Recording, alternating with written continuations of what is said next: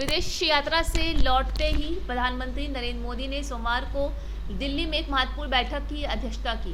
इस दौरान गृह मंत्री अमित शाह, वित्त मंत्री निर्मला सीतारमण, शहरी विकास मंत्री हरदीप पुरी समेत कई अधिकारी मौजूद रहे। भारतीय मुसलमानों के अधिकारियों के बारे में अमेरिका के पूर्व राष्ट्रपति बराक ओबामा की टिप्पणी पर भाजपा नेता मुख्तार अब्बास नकवी ने कहा है कि आज समाज के सभी वर्गों का विकास हो रहा है। आज देश में सन 1984 जैसे दंगे नहीं हो रहे हैं। आज समाज का सभी वर्ग सुरक्षा और समृद्धि के संकल्प को महसूस भी कर रहा है और उसका भागीदार भी बन रहा है। लेकिन अफसोस की बात है कि कुछ हमारे देश में भी ऐसे लोग हैं जो हमारे देश के बेहतरीन माहौल को खराब करने के लिए काम करते हैं। भारत बैशिंग ब्रिगेड से प्रभावित लोगों को हिंदुस्तान के इस देश की समृद्धि, सुरक्षा और समावेशी सशक्तिकरण की जो ज़मीनी हकीकत है उसको देखने के लिए हिंदुस्तान की ज़मीन को देखना होगा। अगर आप भारत बैशिंग ब्रिगेड के दुष्प्रचारों के आधार पर भारत को बदनाम करने का हिस्सेदार, भागीदार बनेंगे तो निश्चित तौर से कोई उसे स्वीकार नहीं करेगा।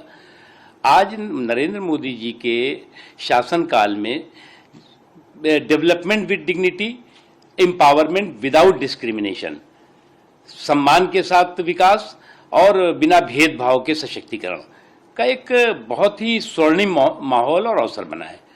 आज इस देश में जहां पर समाज के सभी वर्गों, आखिरी पायदान पे खड़े हुए व्यक्ति की आंखों में खुशी और जिंदगी में खुशहाली लाने के लिए नरेंद्र मोदी जी मजबूत संकल्प के साथ, परिश्रम के साथ परिणाम में उसको बदल रहे हैं, उसका नतीजा है कि आज समाज का सभी वर्ग बराबर से विकास का हिस्सेदार, भागीदार बन रहा है। उसमें अल्पसंख्यक समाज भी है। आज इस देश में जो सुरक्षा की बात मैं कह रहा हूं, तो आज इस देश में कोई भागलपुर नहीं हो रहा है, भिवंडी नहीं हो रहा है, मलियाना नहीं हो रहा है, मालेगांव नहीं हो रहा है, हैदराबाद नहीं हो रहा है, इलाहाबाद जैसे महीनों चलने वाले सांप्रदायिक उन्माद और नरसंहार नहीं हो रहे हैं, सन 84 जैसे जन नरसंहार नहीं हो रहा है। आज जो है वो समाज का सभी वर्ग सुरक्षा और समृद्धि के संकल्प को महसूस भी कर रहा है, उसका हिस्सेदार, भागीदार भी बन रहा है। लेकिन अफसोस की बात है कि कुछ हमारे देश में भी ऐसे लोग हैं जो लोग कि हमारे देश के इस बेहतरीन माहौल को, एक ऐसे माहौल को जिसमें सुरक्षा का भी एहसास है, समृद्धि का भी एहसास है, सुशासन का भी एहसास है, उसको कैसे उस पर पलीता लगाओ, उसके लिए भारत बैशिंग ब्रिगेड के हिस्सेदार, भागीदार बनते हैं, दुष्प्रचार के माहौल को खराब करने के साथ काम करते हैं, साजिश के साथ काम करते हैं।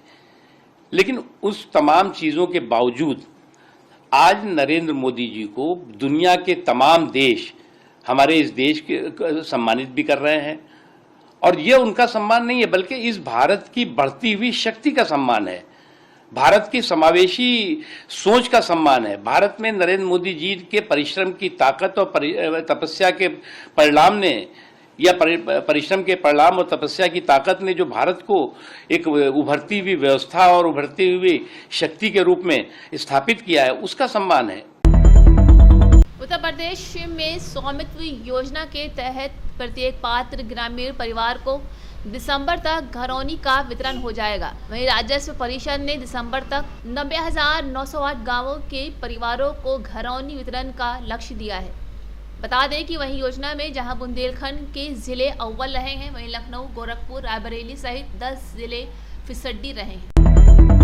केंद्रीय संचार, इलेक्ट्रॉनिक्स और सूचना प्रौद्योगिकी मंत्री अश्विनी वैष्णव ने जटिल सटीक सेमी कंडक्टर तकनीक का डेमो दिया, जिस माइक्रोन टेक्नोलॉजी को भारत में लाया जा रहा है। नैनोमीटर का मतलब आप आंख से नहीं देख पाएंगे इसको। अगर नाखून की नोक अगर हम लें, उसका 1 करोड़वा बारीकी से 1 करोड़ टाइम्स बारीक, इतना छोटा इसके अंदर चिप्स होती हैं। इस वेफर के अंदर 20,000 से ज्यादा चिप्स हैं, 20,000 से ज्यादा चिप्स हैं। इतना सा वेफर दिखता है ये, लेकिन इसके अंदर 20,000 से ज्यादा चिप्स हैं।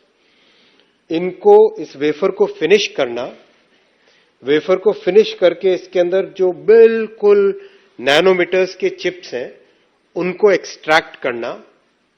एक्सट्रैक्ट करके उनको फिर चिप बनाना। इसको, ये जो चिप बनी है, ये चिप मैन्युफैक्चर करना।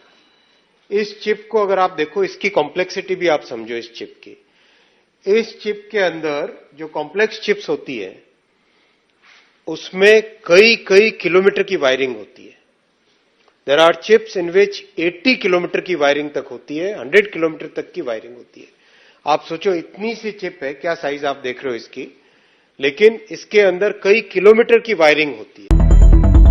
मौसम विभाग ने सोमवार को बताया है कि अगले 2 दिन तक मध्य प्रदेश समेत 25 राज्यों में भारी बारिश और बहुत ज्यादा बारिश होने का अनुमान है। जहां बीते दिन देश भर में हुई बारिश से 5 राज्यों में 16 लोगों की जान गई है।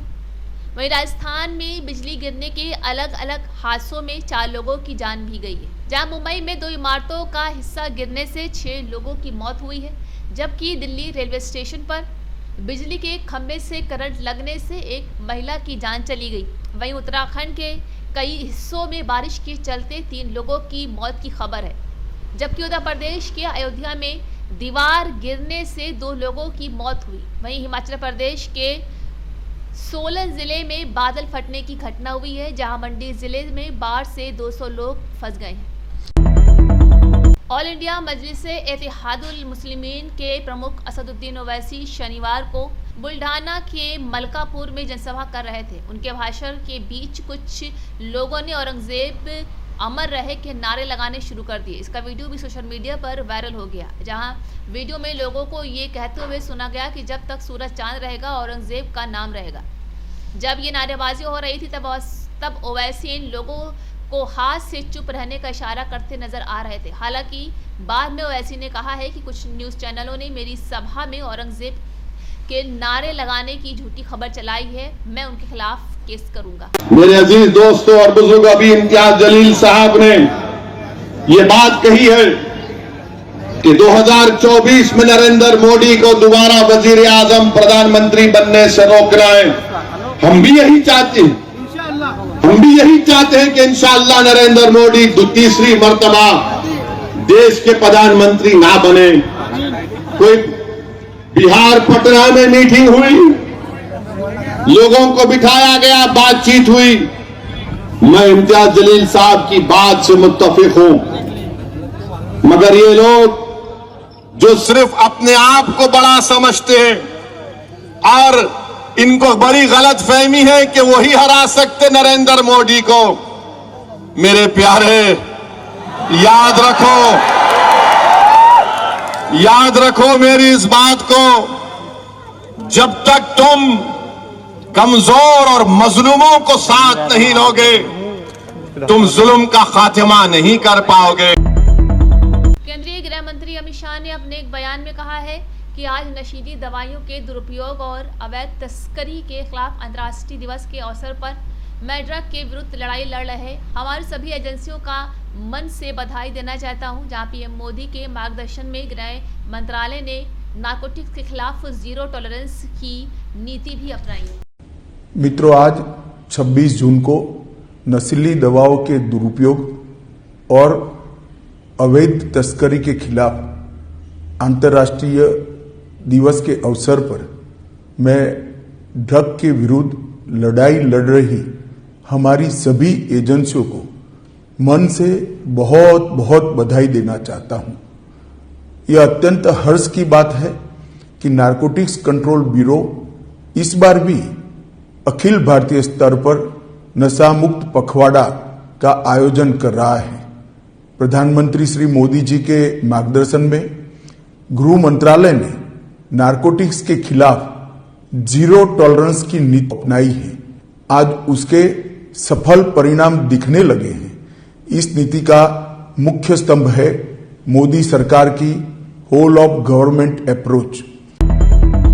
जम्मू कश्मीर रामबन जिले के मेहद और कैफेटेरिया मोड़ में भारी बारिश के कारण हुए भूस्खलन के बाद जम्मू श्रीनगर राष्ट्रीय राजमार्ग पर वाहनों का यातायात अवरुद्ध हुआ।